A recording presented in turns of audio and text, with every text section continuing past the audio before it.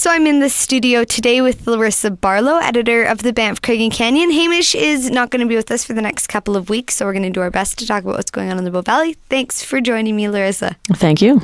A couple of really crazy things. We were just briefing before we got the chance to speak about some pretty intense stuff that's going on here in Banff, which is nice. So we're going to have a very Banff-heavy episode right now. Tell me first what we're looking at with some of the waste management debacles.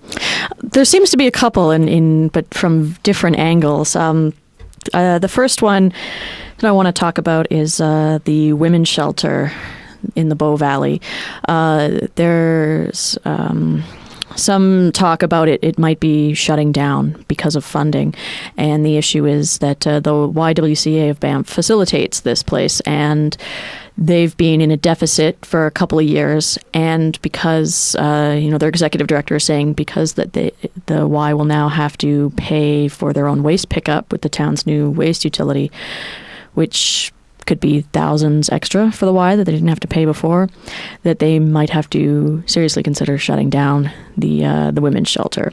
Mm-hmm. And I think that's pretty devastating, and I think that's something that we as a community should try and stop, because unfortunately we do need a women's shelter in the Bow Valley. Mm-hmm. And if we didn't have one, women, children trying to escape horrible relationships and situations would have to go to Calgary. And I feel like a lot of people don't have cars in the area, so it would be even that much more difficult, and it's already a very difficult situation. We've done lots of stories with the YWCA over the past couple of years, and they are always looking for money. That's always their problem, and they're saying that Banff is so sugar-coated on the outside. It looks so wonderful, so beautiful, but people don't understand that it does have the problems of a city, of any town or community, and people do need that resource. Yeah, and I think for Banff especially, it's needed because you have a lot of people moving here that don't have that network and that base of friends and family here. Mm-hmm. And when you are in a bad situation, normally the first place you would go is you would stay with family or friends, and here you might not have that option. So to have a shelter where you can go, where if you're afraid to go home, you can go to this place and be safe. And the thought that might not be there is very shocking, and it's very upsetting. And unfortunately, council did not exempt the Y, so they will be paying this. But they did talk about, maybe there's something that we can do to help.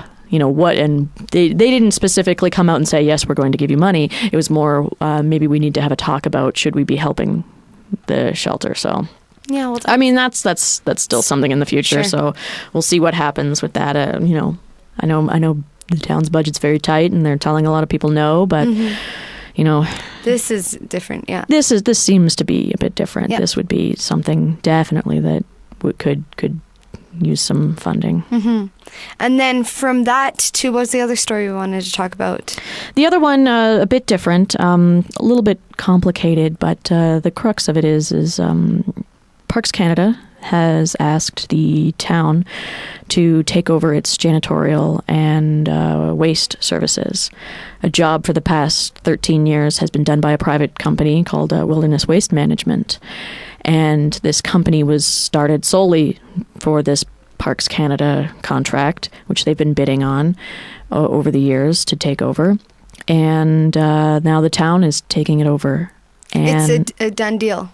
There's time for a challenge. The way it is, because it's being sole sourced to the town, anybody can challenge it in the next 15 days. I think that's the timeline. And, if the challenge is accepted by Parks, then it would go out to a bidding process. But right now, it looks like it's going to the town unless there is a successful challenge to it. It's, according to the owners of Wilderness Waste Management, it's effectively put them out of business, because without the ability to bid for the contract, their only contract, they don't have work anymore, and they employ 7 people, and it's interesting because they were bringing up a lot of questions of, is it ethically right for a municipality to use taxpayer money to put a private business out of business. Right. And and And what were some of Park's reasonings? They doubling up on services. Yep. They said they would see town trucks and wilderness waste management trucks going in the same routes, and costs. They were saying, rising costs. They were going to take it in-house, and then they decided, well, maybe the town can do it. So, the town's going to be buying trucks and hiring people to take this over. And it's very, very complicated. It does bring up those questions. It's not the first time the town has ever stepped into the private sector.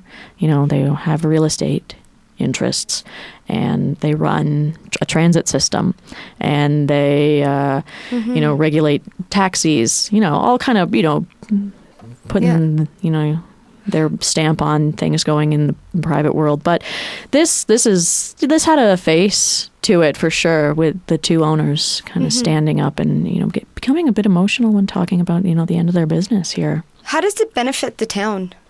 They're going to make a lot of money off of it. They are. Yeah. Yeah. That's the benefit. It's going to be good for the town in the end. They're going to make money. It's an alternative revenue point, which it's a priority of council for the year. That's one of their big ones. And that was a big thing during the election as well. Everybody who said alternative revenue is a priority, it's on council, and that's what they've done. So it's very touchy. It's very like, okay, we've done this very good thing for the town as a whole, but these 7 people completely out of work. So that, as the owner says, yeah. Yeah. And then there are a lot of changes, like we were talking about the elections and stuff. This whole winter here in the town has been a topsy-turvy. Like, as far as my couple of years out here, the winter, we didn't have the ski buses running anymore. A lot of money in the budget's getting cut, new council, lots of different things. So tell us a little bit of news about what you found out regarding one of those issues, which was the ski bus. Yeah, definitely a lot of changes going on. And, we saw a season without hotel to hill pickups down Banff for the ski bus. And, certainly a lot of backlash from people about that.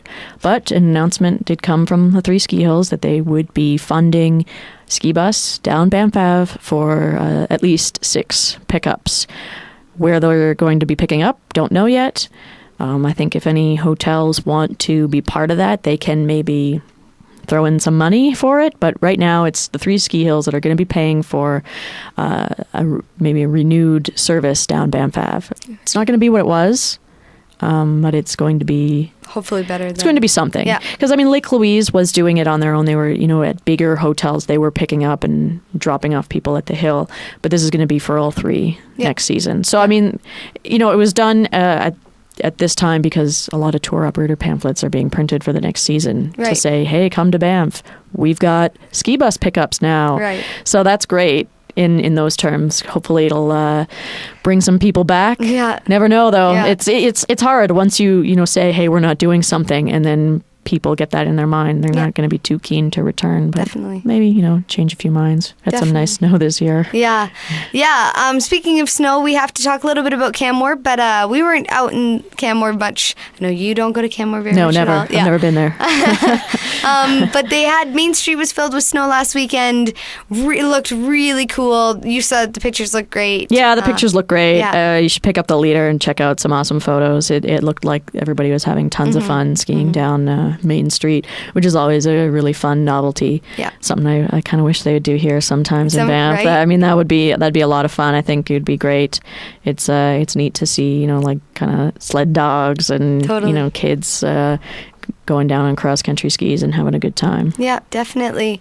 Well, we'll definitely have to keep up with these stories, especially the one about the YWCA, because that's really shocking to find that out. A lot of people must be pretty shocked with the news of that. Yeah, you know what? I hope so. I hope people are shocked by this, because the more shocked people are, the more they'll be willing to help to not make that happen, because the loss of that kind of a facility in an area where it's really needed is pretty devastating. So, No kidding. yeah, hopefully there's something we can all do. Yep, definitely. Well, thanks, Larissa, for coming in, and I'll talk with you next week. For sure.